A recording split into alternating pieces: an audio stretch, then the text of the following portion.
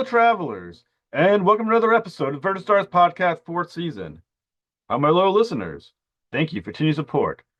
I'm Miss Ballantine. Thank you for coming to Vertical Stars Podcast. Oh, thank you for asking. It's totally my pleasure. So, I always start off with a question of inspiration. So, inspired to look for acting and who your earliest influences. I guess when I was a little girl, my parents, because my father was a magician and my mother was a cabaret performer, and I was aware of that when I was like 3.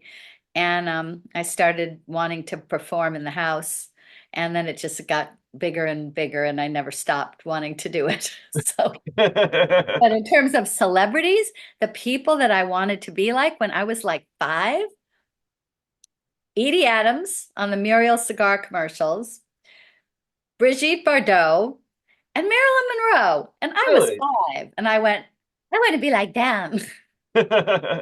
Well, I mean, you've had this long, extraordinary career. So, what do you think has been the key to your success in having this fantastically successful long career? I never stopped doing what I love doing. So I kept doing it. I maybe could have been more successful had I maybe stayed in New York or done some things differently. But I've always managed to work as an actor, either on camera, as voiceover, on the stage. So I've just been very, very fortunate. I would say I had really good training, really good family, and I was very lucky. I think those are all the ingredients. And talent helps, of course, but without those other things, you're all kind of messed up. So I was grateful to have the background I had. Well, one of the roles that you've had that were part of my childhood is you were the voice of Mary Jane in one of the very super popular cartoons of the 90s called Spider-Man, the animated series. So can talk about how you got involved in that role? That was one of the greatest jobs ever. I still am so proud of it. As an actor, I hadn't done that many voiceover things. I had done a commercial for Starkist Tuna. You're probably too young to remember this, but I did the voice of a goldfish. Charlie, Starkist don't want tuna with good taste. They want tuna that tastes good. And I did that for a long time. And so that was the only voice thing I'd ever done before I auditioned for Spider-Man.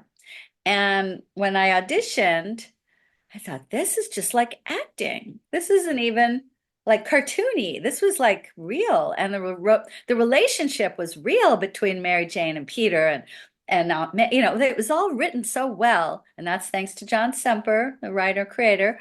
Um, and I auditioned like in November. And then I had a call back like in February. And then I got the job in May. So I always say to people, be patient in show business because things take time. You think it's going to be like this. And I'd given up. I thought, forget it. They cast somebody else. It's over. And 8 months later, there I am in the studio working and with all these famous people. I'd look around the room and go, I'm the only person I've never heard of. There's Ed Asner, and there's Martin Landau, and there's Mark Hamill. And, I was just so lucky to get that job. And then I watched on David Letterman, Jennifer Tilly, who I later got to work with. She said, I always wanted to play Mary Jane in Spider-Man. I thought, oh gosh, now she's going to want my job. But it all worked out. It all worked out. Well, when you got the role of Mary Jane, Mary Jane is obviously, from those who know it, the eventual wife of Peter Parker, Spider-Man, and girlfriend of the Cowboys for a very long time. When you got the role, did you know who Mary Jane was? Like, were you familiar with that I whole knew world who of she Spider-Man? was, but I wasn't like an avid Spider-Man fan or anything. I did a lot of research, so I was aware. And then after I got to read some comics and sort of see what she was about, I loved the character. Such a great character. I wrote a monologue from my own experience, but I sent it to the producers that, Mary Jane wanted you to hear this, and I sent them my own little piece, and that was something that really helped put me over, I think, to get the job. And then Well, they had me read with all these Peter Parkers and Spider-Man, and who did I like best? And I loved Christopher Barnes. I thought he was fantastic, but a lot of really good people came in. Tim Daly came in, and Brian Austin Green came in, and Seth Green, I think, came in. And it was a bunch of people, but Chris just had that kind of, he just had something different in his voice. I don't know. And I said, I liked him. And I didn't even know I had the job yet. It was all really nice. Rare, rare, never again. Let's put it that way. I am so grateful that I had that experience, but it spoils you because, that's rare. You know that you were cast before the cast Peter Parker. That's a huge thing. Yeah, yeah, they were pairing me with different Peters to see. I mean, I guess they really wanted me. I frankly thought they were just using me as a reader. Hmm. You've heard of that. I just Yeah. thought, well, they want me to come in. They'll, have me be, just in the studio with a bunch of people. I didn't know that I had the part till later. And that's cool that you got to practice with all those other people because Tim Daly becomes the voice of Superman, I believe, a few years later as well. That Yeah. was again, that's an amazing experience. So when you were figuring out like who was going to be the perfect Peter Parker, oh, you thought who was the perfect Peter Parker. Chris First really had it, three. I thought. I mean, they were all good. Don't get me Right. wrong. They're all good actors. They all had great voices. They're all adorable. But Chris had a little something extra. And, if I work, and I just said I liked him the best, I didn't have any power or anything. It just was my opinion, like so much of show business is opinion. And it's very subjective. Art's very subjective. So, but I just thought he had a little extra something in his voice. And when you played Mary Jane, once again, you were one of the first well-known Mary Jane because came before the Spider-Man movie and Kirsten Dunst. This is before uh, Yeah.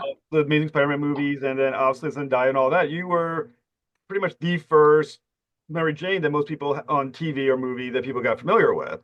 In So the 90s, she yeah. was she was pretty hot stuff. I think about often how I should have maybe tried to parlay it more and it didn't occur to me. I wasn't in that head at the time. And working with Stan Lee, I was so impressed with him and his wife did an episode and that was very exciting. And they would get all these big name people, to do an episode. And I even got my dad. My dad was magician and actor, Carl Ballantine, the amazing Ballantine. And I got him a part playing a garbage man on one of the episodes. And that was a kick because, it isn't often that a child gets to get their father a job. Hmm. I mean, it works the other way in show business a lot, but not the, anyway. Yeah, we had fun. We had a really good time.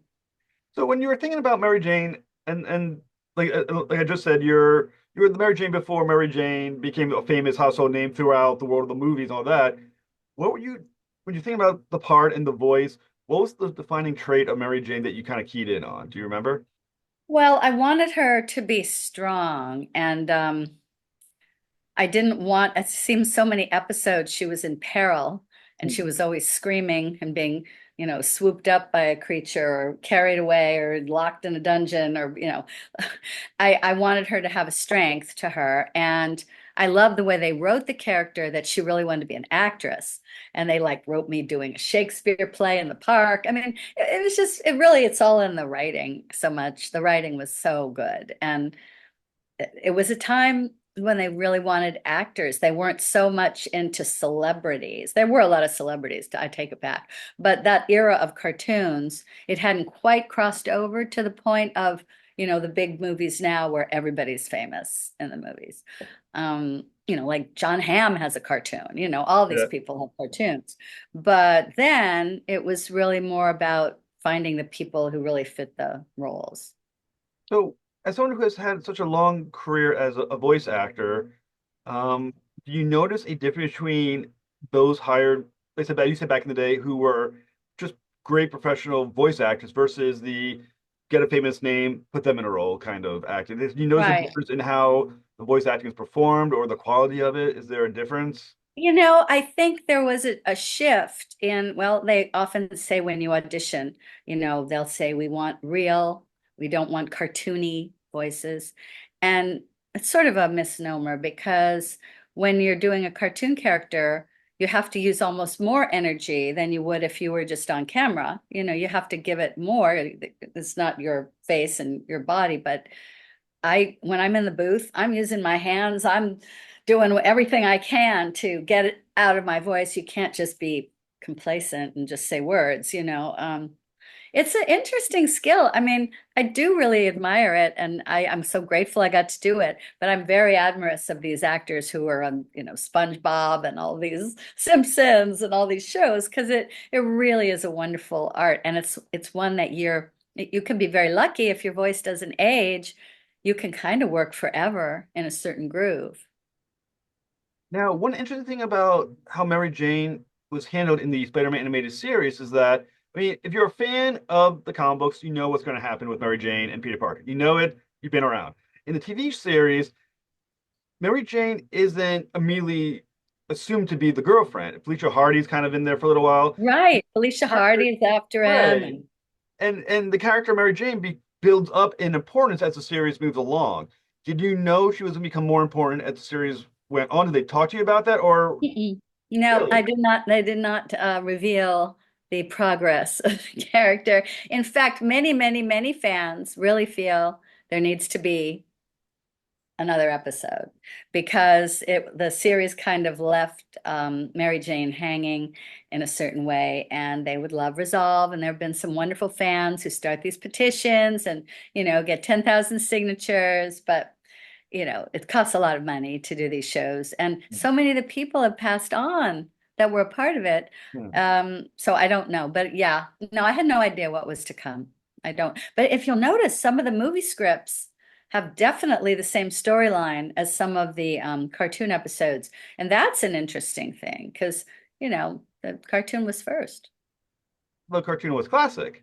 It came in that, in my opinion, the '90s has some of the best cartoon. '80s and '90s, but most of the '90s has some of the best cartoons ever made because they were written, obviously they were written for kids, but there was such enough maturity to it that even as an adult looking back on them, I can still enjoy them as if I did when I was, still in the '90s.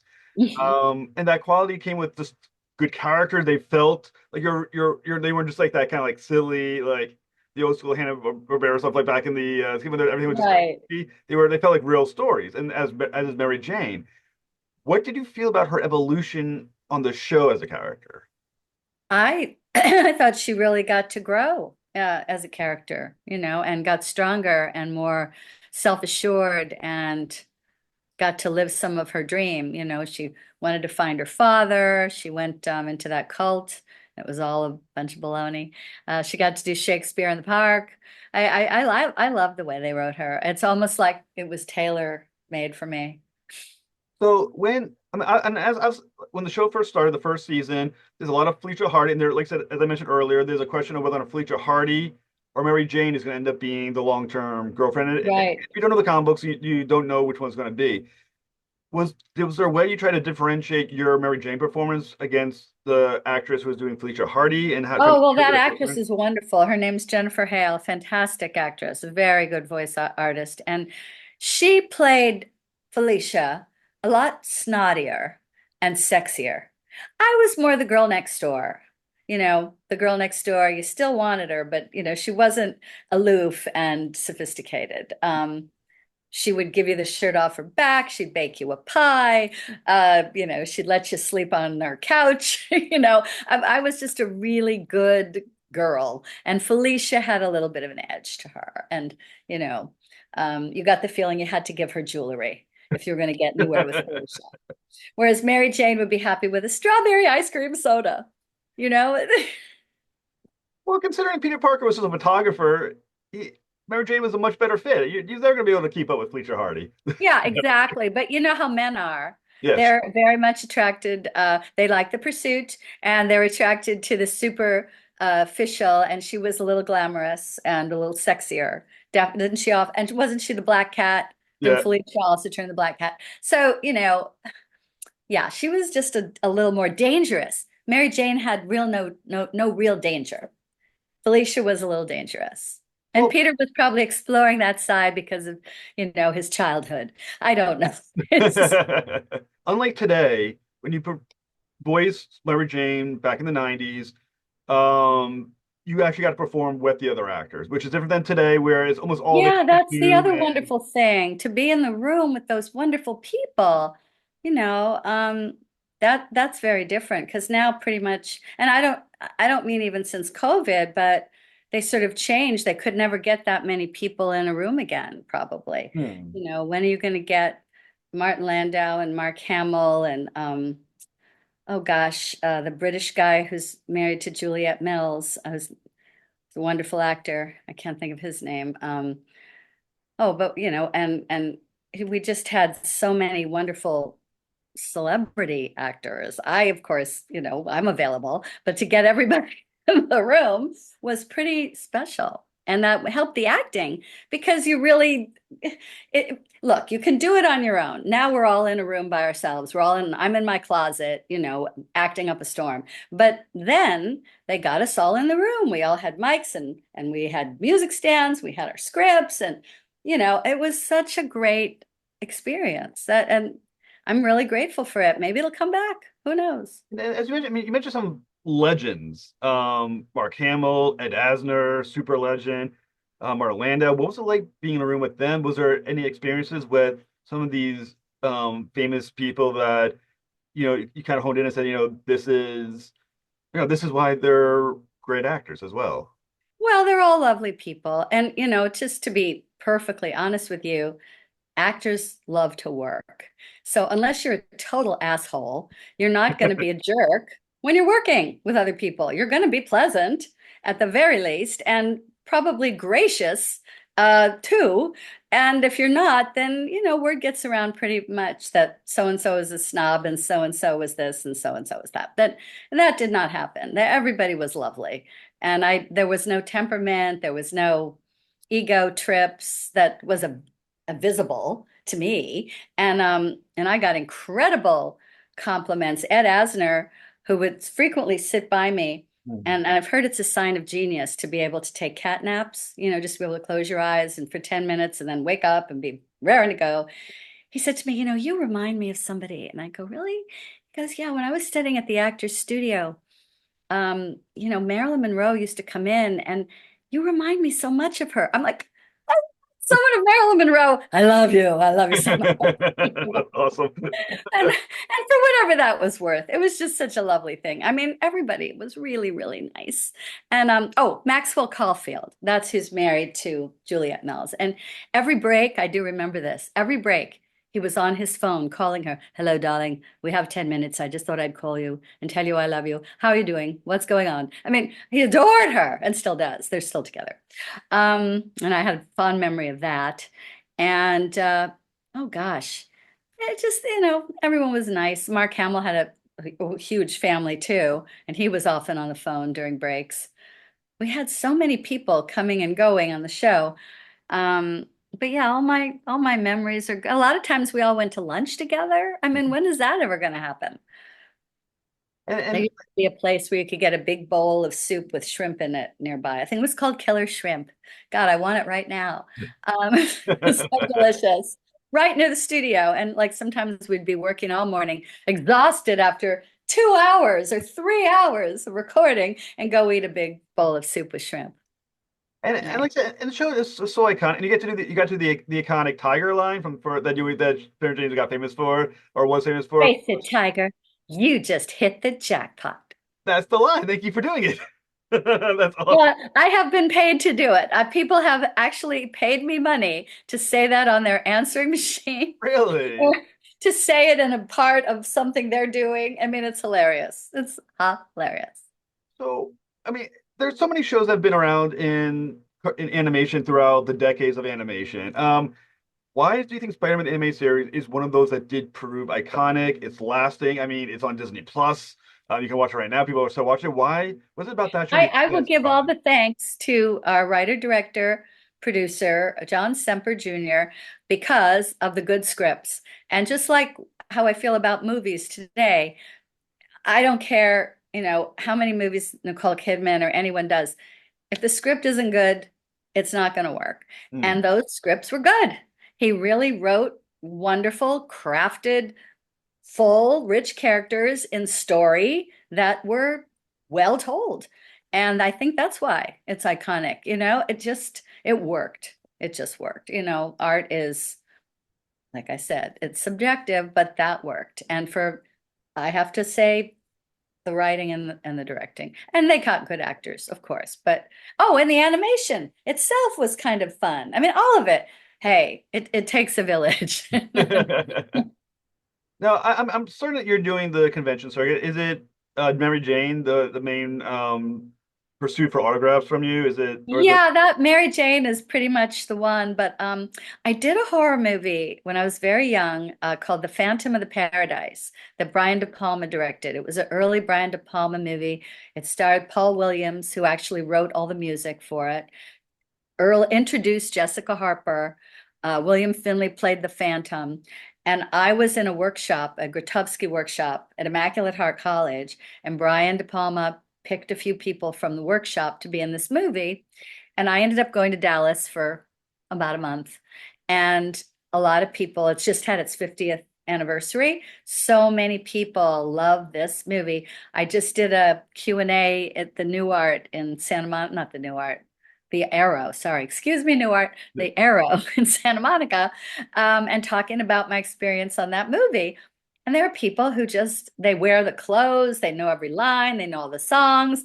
It's like, it depends what time in your life these things hit you and how much it affects you. And that Hmm. movie just struck a lot of people. I think it came out in 74 maybe or Oh, 76. I'm not sure. Probably way before your time, Jeff. not But as it's far, but yes. I born 1980, so it wasn't so far, but unfortunately I did miss it. Have you ever seen Phantom of the Paradise? I have not, unfortunately. I gotta check it out now. You gotta check it out. Oh my God, you're gonna faint. I mean, it is so good. It is a takeoff of Phantom of the Opera set in the rock and roll world. And Okay. it's early Brian De Palma before he did, all the movies that really, well, he'd done a few movies, but they weren't big. This was sort of a bomb. And then everything he did after that was huge.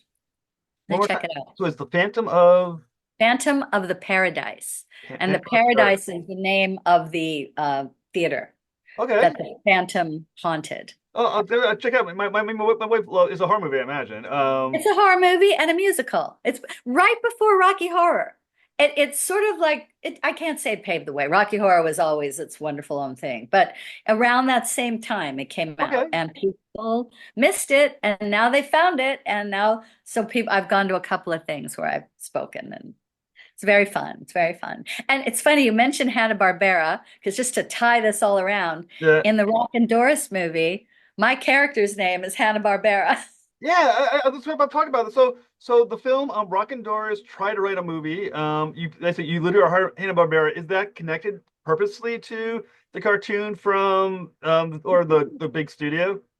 No, it's just a joke actually, because I'm playing an actress and I'm talking with an accent like this, and my character's name is Hanna-Barbera, and my husband's name is Barbera, Mr. Barbera, and I'm Hanna-Barbera. It's just a joke, but it's just so funny that you said it, and I went, oh yay! So it looks like the movie's going to get some kind of release really soon. Unfortunately, the writer-director recently passed away. I'm sorry to hear And that. it's been a big old mess getting it all together, but it was at the Palm Springs Comedy Festival. It went over really well. And so I think now it's going to get some kind of release. I'll keep you posted. So for the listeners who want to know about this, what can you tell us about Rock and Doris? What is it about? What's your role? Oh, okay. So it's very funny. Michael Schlesinger, who wrote the movie, has a tremendous fondness for old Tex Avery cartoons and old movie comedy styles. So Mary Lou Henner and Joe Regalbuto, they play the leads. They're like a TV couple that write, or they're not a real couple. They write for television, and they want to go away for a weekend and really try to bang out a movie. So they get, do you know, have you ever heard of the movie Seven Keys to Baldpate? I don't know it. Okay, it's an old movie, but and I think it's written by George M. Cohan. You should look that up. There's so many old things that if you really start to know all the old movies and old stories, there's so little new under the sun. I had to tell you, just let me say to you. But this particular story, they go away for a weekend. They've been given the keys to a cabin up in Ojai, and they think they're the only ones there for the weekend to get away to write. And one by one, these different people start showing up. And it's a comedy, it's a farce. It's very, very funny, and it has a lot of great old lines in it and a lot of great old comedy bits. And I play an actress who I play several different crazy actress parts. Like I am an actress in the movie, so I'm talking with an accent, and then I'm talking like this, and I'm being all kinds of characters. So it's just super fun, and it's going to be. Hopefully, it will be a wonderful Memento, or that's not the word, Legacy for Michael Schlesinger, who wrote it and directed it, and it was a real labor of love for him, and we all are hoping for a nice release for him. Well, one of the another actor that's in the film that I'm a big fan of as well. I kind of want to know what it was like. Jim Beaver, who people know from Supernatural. He's such a Fantastic. great I'm guy. also in a theater company with Jim. I'm in Oh, Theater West really? with Jim. Known him for about 35 years or maybe more. I knew his wife too, who sadly passed young. I knew her, Cecily, for years. He has a wonderful daughter who also, I think she hung out on the set. She didn't get to be in this movie, but I bet she'll be in the next one, Maddie. Anyway, he's a wonderful actor and such a nice guy and brilliant and lovely. And, working with him. Just pro all the way and just fun and great. Everything you expect, everything you could say. But which kind of funny when you think of Jim Beaver, so much time on television, he plays kind of like a bit of an ass a little bit. But Yeah. apparently, everyone says he's like the super nut sweet guy, but he's kind of like this ass on TV, on Well, you know shows. what? I dated this wonderful actor years ago, the nicest guy in the world. I mean, very Christian guy, okay? But really nice, like did unto others and gave away money and helped the poor and only got cast as serial killers and rapists. And I mean, and he eventually got out of the business. He said, Sarah, I can't keep doing this. And he was making a good living. I think by around 35, he was done with acting because he only got play. And he had a really sweet face, and they just cast him in these horrible parts. And he'd had it. So, no, Jim is a lovely guy. Jim is a sweetheart. Well, like that, I got to on a different show. I think got to interview him before, and it was a great honor to talk with the guy. He was very cool. So as for you playing in that film, once again it's a comedy, it's an ensemble comedy. What are like some of the challenges of doing comedy, especially in an ensemble? Is it make it hard? Does everyone try to be funnier than the other? I mean, what was that That all? happens. Yeah, that does happen. But I'll tell you what happens when you're part of an ensemble comedy in an ultra low budget situation. You will only get possibly one, at the most two takes. So you have to really be on your game. And you don't get to spend a lot of time. Now, I've heard of some directors, they could spend all day on one scene, if there's lots of money in the budget. And I had a very tricky thing to do with a cigarette lighter, a long cigarette holder, rather, and a cigarette. And then I had to set fire to this rabbi next to me. I mean, not really, but it had to look like I did. It was a flame. Of course, we put it right out. I was a nervous wreck. And that was, I think, the most takes I had to have because I really did not want to set this man on fire. I was so nervous. But it was a challenge. It was good. I mean, yeah, there's a challenge in just doing it quickly because you got to move. There's no time to really dawdle. You got to get it in the can or whatever they call it now and go. It would have been a great story if you accidentally set the guy on It fire. would have been that I don't think he'd ever forgive me. Sweet, sweet guy. So, what's next for you? Like, what other projects are you working on? Well, currently, I wish I could say I was, busy doing all these projects. I've been studying with a vocal coach for the past couple of years, and I really want to do something with music. And I don't know exactly what it's going to be, but that is something I've been putting a lot of energy on. I'm in a theater company, and we're hoping that this year we'll have a season of shows, and I would like to maybe find a musical to do. There's a little six-character musical called The Amorous Flea that's based on an old door farce. And I would like to dust that off and maybe do that. I don't have anything honestly on the horizon. I've been involved with the Magic Castle. I'm vice president of their board, so I'm very involved with the castle. I'm there a lot. My evenings are spent. I know a lot about magic now, and I have learned three things. There's many things, but it takes up a lot of my time. So I've been very involved there, and I've been singing, and I get little parts here and there. I do little things here and there. Nothing that's. I've got like three movies waiting to come out: the Rock and Doris movie, the Cowboy Killer movie, and this other low budget movie called Dorothea. That's like a horror film, and I get murdered in a retirement home. A lot of fun, but three movies to come. So I'll be very, very popular like in June. Well, like Everything will come at once and be gone. Well, listen, anytime you want to come back to talk about these the films, please come back. You're an absolute pleasure to talk with. You're awesome. Thank you Oh, so much. hey, when you can finally pin me down, aren't I fun? Yeah, Yes, most certainly, most certainly. Like that, anytime you want to come back, please do. thank you, Jeff. Thank you. It was great talking to you. I'm going to watch it and just make sure everything's okay. Most certainly. Thank you so much. Thank you.